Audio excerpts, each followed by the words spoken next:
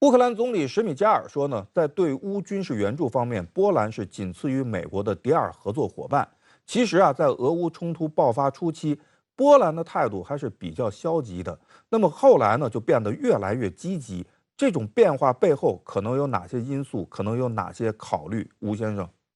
我觉得这个背后的直接的原因呢有两个，一个当然就是这个西方的大力的推动，特别是美国的推动。第二个呢就是从战场的形势来看，因为这个俄乌冲突一开始，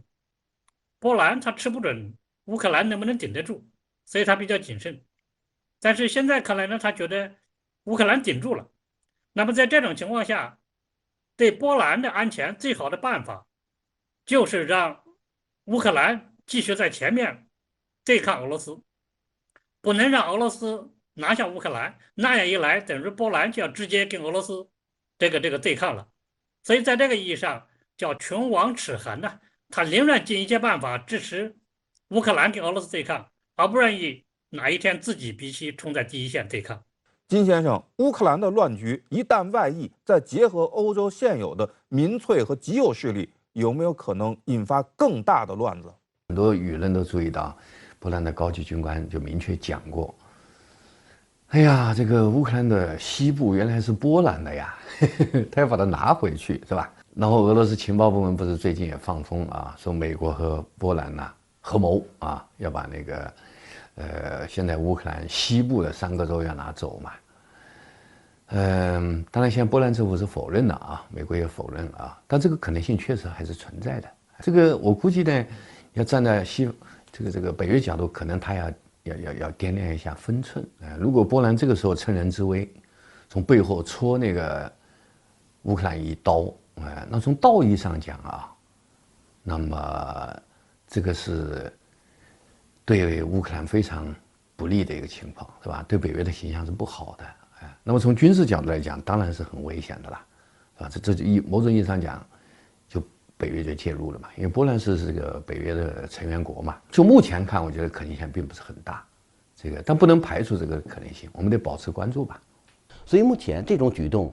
标志着今后整个地区的安全形势会发生重大影响和变化。一旦触发了俄罗斯和北约国家直接的正面对撞，那么将会产生极其严重的后果。所以波兰在玩火。一旦出现了正面对撞，那么欧洲、全球将会陷入战火。日前，俄罗斯国防部发表声明表示，俄军在西部飞地加里宁格勒模拟了可携带核弹头的伊斯坎德尔机动弹道导弹系统的电子发射。俄方在该地区模拟核导弹的发射，释放出了什么信号？杜先生。以前俄罗斯针对美国的远程核打击能力天天在演练，但是在加里宁格勒，针对周边国家的核打击能力演练非常罕见。加里宁格勒位置又非常有利，如果在这个点位部署伊斯坎德尔导弹，像波兰，包括其他北约国家都在导弹攻击范围之内，所以这个点位去威慑北约国家，实际上呢可以起到一个遏制效果，也说明俄罗斯如果能够在加里宁格勒进行核能力的部署，进行核能力的展示，那么至少可以保障最后手段可以被北约国家看清。如俄罗斯在这个时候显示核打击能力，显示核战备状态的提高，再警告美国和北约，如果借助乌克兰冲突外溢效果对俄罗斯国家安全构成影响，甚至是直接威胁到加里宁格勒，那俄罗斯将坚决以核手段进行反击。这次模拟发射啊，恐怕也是针对芬兰和瑞典加入北约所为。那么，芬兰和瑞典加入北约会引发什么后果？那目前好像芬兰决心是比较大，对吧？好像他们的议会啊，5月12号就要投票。瑞典呢，好像国内争议比较大，他目前还没有下决心啊。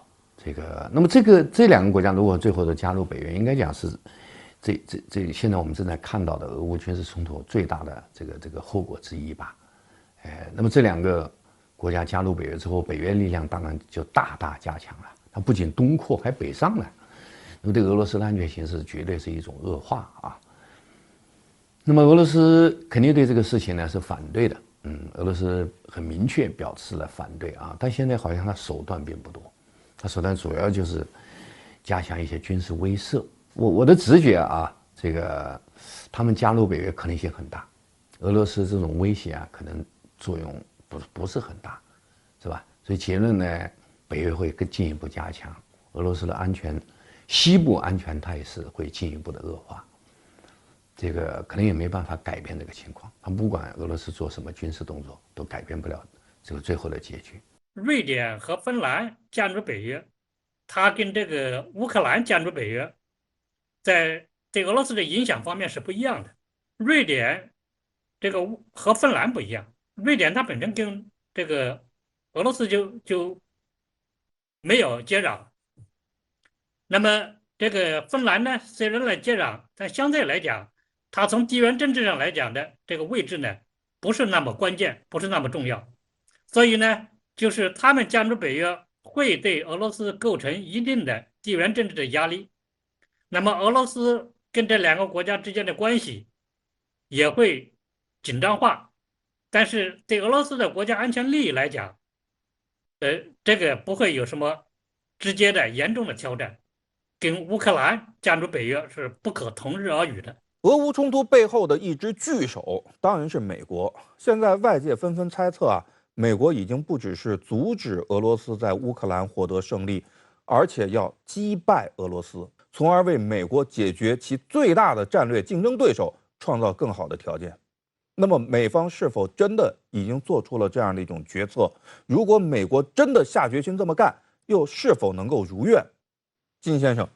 因为奥斯汀讲得很清楚，通过这一战，我们要让俄罗斯永远都没有威胁其他国家的能力，啊，就是彻底削弱俄罗斯。所以这个目的很清楚啊，然后手法是多样的，但能不能达到目的呢？坦率讲啊，不好说。因为我个人的观点呢，军事上除非这个美国亲自下场，是吧？那么格局会改变。但只要美国在后面袖手旁观，只是给钱给人，鼓励乌克兰人战斗到最后一个乌克兰人，那么俄罗斯还是会取胜的，军事上会取胜的。这主要还是取决于俄罗斯和乌克兰。对俄罗斯来讲，就是他必须小心，不能让乌克兰变成另外一个阿富汗，不能重蹈覆辙。另外一个也取决于乌克兰，就是美国人他不在乎你乌克兰要付出多大代价，但是乌克兰必须在乎。所以不管美国怎么想，我觉得关键就是俄罗斯和乌克兰，他们都要从自己的国家利益来考虑，这个找到一个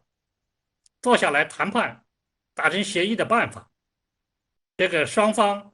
这个都不能被美国这个用来作为他的实现他的地缘政治目标的一个工具。